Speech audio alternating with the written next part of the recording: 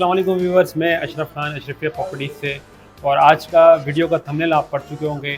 जिस तरीके से पूरे कराची में इस टाइम पे लोड शेडिंग का रुझान चल रहा है और मुख्तलिफ़ इलाकों में इसी हवाले से काफ़ी ज़्यादा एहतजाज भी हो रहा है। चाहे वो बड़े बड़े इलाकों का अगर मैं नाम लूँ तो इस टाइम पे सादी टाउन, नाज़माबाद, गुलशन जौहर, गुलशन इकबाल और इस तरह के मुख्तलिफ़ इलाकों में शदीद लोड शेडिंग और शदीद गर्मी की वजह से काफ़ी ज़्यादा लोग परेशान हैं। लोगों ने वहाँ पर अपने करोड़ों रुपए की इन्वेस्टमेंट्स की हुई एक और वहाँ रह रहे हैं, करोड़ों रुपए के घरों में रह रहे हैं, अपार्टमेंट्स में रह रहे हैं, मगर उनको सुकून नहीं है। और ये वीडियो आज इसी मकसद के लिए बनाई जा रही है कि ताकि लोगों को एक अवेयरनेस दी जाए, कि लोगों को बताया जाए कि इस कराची जैसे शहर में रहते हुए आपको सुकून माहौल भी ले सकते हैं। वो कैसे, आपने इस वीडियो को कंप्लीट देखना है। मैं इस वीडियो में आपको बताऊंगा कि इस टाइम पे सूरत हाल क्या है और कहाँ से लोग कैसे फ़ायदा उठा सकते हैं।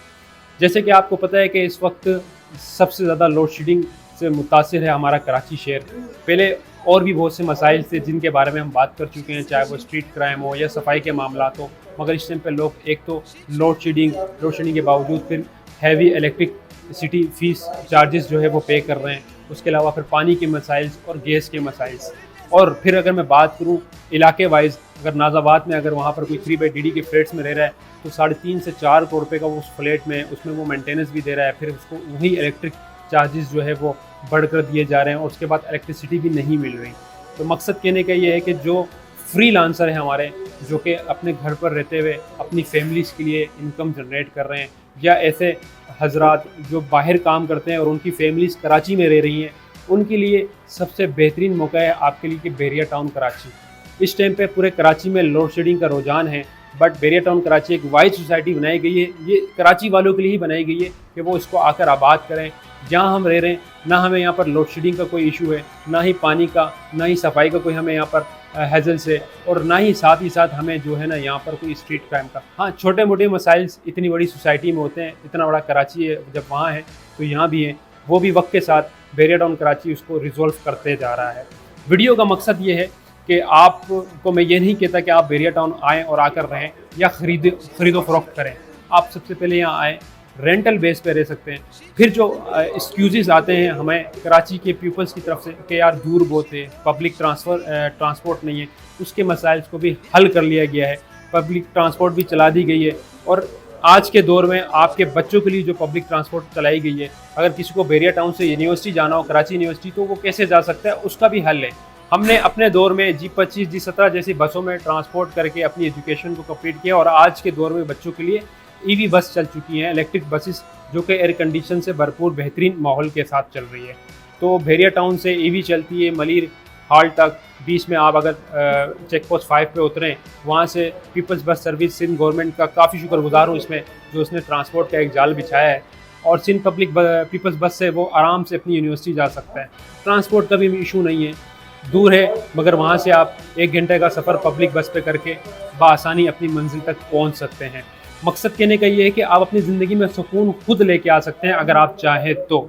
आपको कुछ फ़ैसले करने होंगे, हिजरत करनी होगी, नई जगह आकर उसको आबाद करना होगा और उसी से ही इंशाल्लाह आपकी फ़ैमिली और आप पुरसकून माहौल में ज़िंदगी गुजार सकते हैं। हमारे कुछ दोस्त हबाब हैं जो कराची में नाज़ाबाद के इलाके में रहते थे, उनका काम भी फ्रीलांस है, घर पे बैठकर वो डिज़ाइनिंग करके अपनी इनकम जनरेट कर रहे थे, बट वहाँ वो 50 से 60 हज़ार पे रेंट पे कर रहे हैं। उसके बावजूद मसले मसाइल अपनी जगह थे। वो बैरिया टाउन कराची आज से साल पहले शिफ्ट हुए हैं। उनका जब मैंने फ़ीडबैक लिया, वो माशाल्लाह से 200 गज के घर पर रह रहे हैं और 45 हज़ार पर रेंट पे कर रहे हैं और पूरी फैमिली भी वहाँ रह रही है और आसानी पुरसकून मॉल में बच्चे भी उनके पल रहे फूल रहे हैं और ना ही उनको लोड शेडिंग की टेंशन है, ना ही किसी और हैजल्स की। तो इस तरह के बहुत से कराची के अंदर लोग रह रहे हैं जो फ्रीलांस काम करते हैं, या तो उनकी फैमिली का एक मेंबर बाहर होता है और फैमिली यहाँ सर्वाइव कर रही होती है अच्छे से अच्छे इलाके में रहकर भी। तो व्यूवर्स, ये वीडियो आज आपको सिर्फ और सिर्फ एज इन्फॉर्मेशन देने के लिए बनाई जा रही है कि बैरिया टाउन कराची के अंदर आपको आज भी बआसानी 25 से 30 हज़ार रुपये का 2 बेड लॉन्च मिल जाता है, बल्कि अब तो 20 हज़ार रुपये रेंट भी आपको बआसानी मिल रहा है अगर ग्राउंड फ्लोर का कोई इंटरेस्टेड होता है। और अगर आप पूरा घर लेने जाएँ तो पूरा घर आपको 150-200 गज का पूरा घर जो है ग्राउंड फ्लोर और अपर पोर्शन आपको मिल जाता है बआसानी 35 से लेकर 45 हज़ार रुपये में रेंट पे। आप आएँ, 2 से 3 महीने, 6 महीने आप पहले रेंट पर रहकर देखें और जब आपको पता चल जाए कि हाँ ये वो जगह है जो हम मिस कर रहे थे, जहाँ किसी चीज़ का हैज़स नहीं, परेशानी नहीं, महंगाई, अगर अक्सर लोग कहते हैं भेरिया एक्सपेंसिव है, हम भेरिया में रह रहे हैं, हमें तो एक्सपेंसिव कराची ज़्यादा लगता है अब बिलमुकाबिल भेरिया के। क्यों?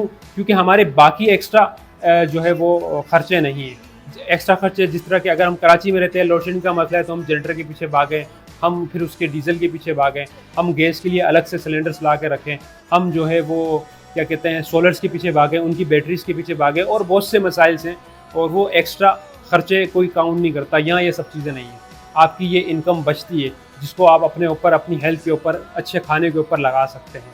तो व्यूअर्स, ये वीडियो आपके लिए और आपकी फैमिली के लिए। अब आप लोगों ने फैसला लेना है कि हाँ भाई कराची वालों, इसी तरह ज़िंदगी गुजारनी है, एहतजाज करना है, और उस एहतजाज का कोई फ़ायदा भी आपको नहीं मिल रहा।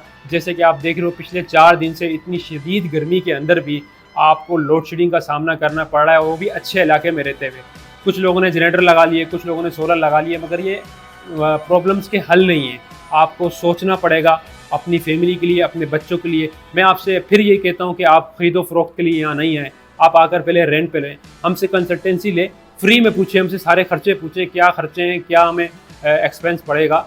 जब आपको समझ में आए, आप हमसे आगे फ्री कंसल्टेंसी ले सकते हैं और अपने बच्चों के लिए और अपने फैमिली मेम्बर्स के लिए एक अच्छा माहौल प्रोवाइड कर सकते हैं। वीडियो को लाजमी शेयर कीजिएगा ताकि आपके जो इर्द गिर्द हजरात हैं उनको भी ये इन्फॉर्मेशन मिलती रहे। चैनल को सब्सक्राइब करें। मज़ीद तफसीलात के लिए स्क्रीन पे दिए गए नंबर्स पर रब्ता कर सकते हैं। Thank you. अल्लाह हाफ़िज़।